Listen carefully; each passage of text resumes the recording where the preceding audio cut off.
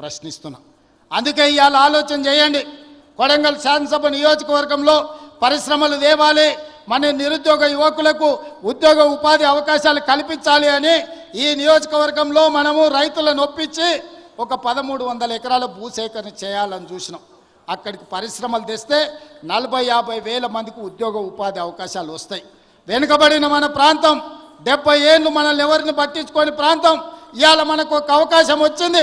ఈ అవకాశంతో ఇక్కడ పరిశ్రమలు తెచ్చి ఇక్కడ పెట్టుబడులు పెట్టించి మన చదువుకున్న నిరుద్యోగ యువకులకు ఉద్యోగాలు ఉపాధి అవకాశాలు కల్పించి ఇక్కడున్న ఆడబిడ్డలను ఆదుకోవాలని ఒక పరిశ్రమ తెస్తే ఆ పరిశ్రమ భూసేకరణకు పోయిన అధికారుల మీద దాడులు చేయిస్తారు, రాళ్లతో కొట్టిస్తారు, వాళ్ళని చంపాలని చూస్తారు. ఇదేనా న్యాయం? మనం ఒకవేళ అట్లనే ఆ ప్రభుత్వంలో చేసి ఉంటే 10 ఏళ్ళు వాళ్ళు పరిపాలన చేతురా? కొడంగల్కి ఒక్క పైసా దేలే, ఒక పరిశ్రమ రాలే. ఇవాళ మనకు అవకాశం వచ్చినప్పుడు మనం చేసుకుందామంటే ఇవాళ అధికారుల మీద దాడులు చేపిస్తారు. ఈ విధానం మంచిదా? మీరు ఒక్కసారి ఆలోచన చేయండి. వెనుకబడ్డ మనం ఎప్పటికీ వెనుకబడే ఉండాలనా? ఎప్పటికీ మన పిల్లలు ఇట్లనే ఉండాలనా? ఎప్పటికీ మన పిల్లలు కోస్కి బస్టాండ్లనో లేకపోతే కొడంగల్ బస్టాండ్లనో మద్దూరు బస్టాండ్లనో దౌలతాబాద్ బస్టాండ్లనో లేకపోతే గుండుమాల్ చౌరస్తల్లో ఇంకా లుంగీలు కట్టుకొని ఖాళీగానే తిరగాలనా? మన పిల్లలు చదువుకోవద్దా? మన పిల్లలు డాక్టర్లు, లాయర్లు, ఇంజనీర్లు కావద్దా? మన పిల్లలు పరిశ్రమలలో పని చేయొద్దా? వాళ్ళ పిల్లలు చదువుకొని ఐఏఎస్లు, ఐపీఎస్లు కావద్దా? మన కొడంగల్కు మెడికల్ కాలేజ్ వద్దా? మన కొడంగల్కి ఇంజనీరింగ్ కాలేజ్ వద్దా? మన కొడంగల్కు పాలిటెక్నిక్ కాలేజ్ వద్దా? మన కొడంగల్కు డిగ్రీ కాలేజ్ వద్దా? ప్రతి మండలానికి జూనియర్ కాలేజ్ వద్దా? మన పిల్లలు చదువుకోవడానికి విద్యాలయాలు కొడంగల్లో ఉండాలనా లేదా ఆలోచన చేయండి.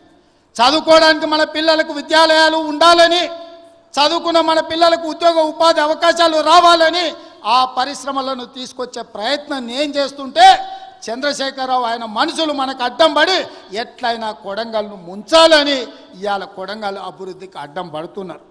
మీరందరూ సహకరించండి, మీరందరూ ఆలోచన చేయండి. నేను రాష్ట్రం నలుమూలలో తిరిగినా ఈ శాసనసభ నియోజకవర్గంలో మీకు అండగా తిరుపతి రెడ్డి గారు ఎప్పుడు అందుబాటులో ఉంటాడు.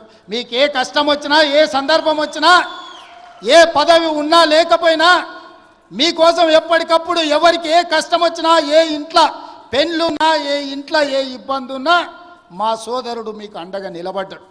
ఆయన రామారావు అంటున్నాడు ఏం పదవి ఉందని.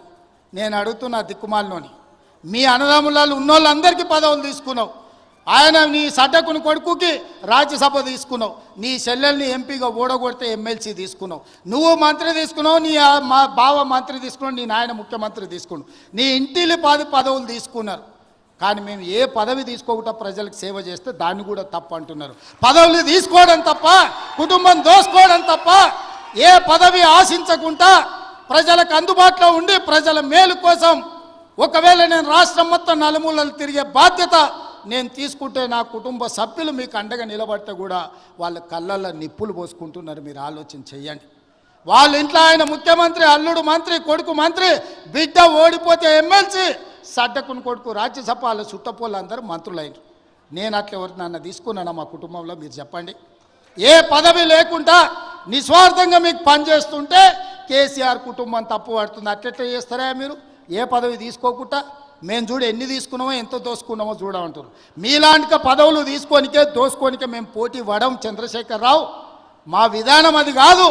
మమ్మల్ని నమ్మిన ప్రజలకు అండగా నిలబడి, వాళ్ళ కష్టం వస్తే కష్టాలలో వాళ్ళ తోడుగా నిలబడి, వాళ్ళ కోసం కొట్లాడి, వాళ్ళ కోసం రక్తం చిందించే నాయకత్వం మాది. మిమ్మల్ని నమ్ముకున్న వాళ్ళని మోసం చేసి దోసుకునే నీతి మీది. మీకు మాకు తేడా ఉంది. మేము మీలాక కాదు. నేను నికార్సుగా నిక్కచ్చిగా చెప్తున్నా, మీలాక పదవులు కొల్లగొట్టడానికి, రాష్ట్రాన్ని దోసుకోవడానికి నా కుటుంబం లేదు. నా కుటుంబం నాకు మీరు ఆశీర్వదించే అవకాశం ఇచ్చినందుకు మీకు అండగా నిలబడాలని సమయం ఇస్తున్నారు. ఇన్నేళ్ళైంది నేను మీకు ఇక్కడికి వచ్చి. ఈడున్న వాళ్ళందరూ నన్ను వ్యతిరేకించేటోళ్ళు రాజకీయంగా కూడా నియోజకవర్గంలో ఎవరి దగ్గరైనా ఒక్క రూపాయి ఎప్పుడైనా ముట్టుకున్నానా? మీరు చెప్పండి. చెప్పండి. మీరు వీలైనంత వరకు మేము సాయం చేసినాం. నేను బస్ డిపోకి భూమి ఇచ్చి